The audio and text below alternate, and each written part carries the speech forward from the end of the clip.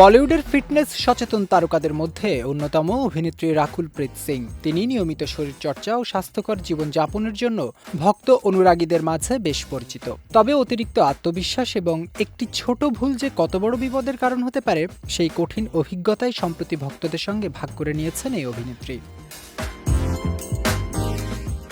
সম্প্রতি এক সাক্ষাৎকারে রাকুল প্রীত সিং তার এক ভয়াবহ ফিটনেস দুর্ঘটনার কথা প্রকাশ করেছেন। তিনি জানান, জিমে ৮০ কেজি ডেডলিফট করার সময় নিরাপত্তা বেল্ট ব্যবহার না করায় কোমরে বেশ গুরুতর চোট পান। সেই আঘাত এতটাই মারাত্মক ছিল যে তাকে টানা ৪০ দিন বিছানায় সম্পূর্ণ বিশ্রামে থাকতে হয়েছিল।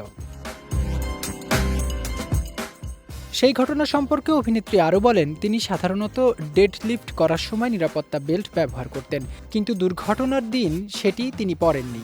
আর সেই একটি ছোট ভুলই তার জীবনে বড় ধরনের ভোগান্তি ডেকে এনেছে।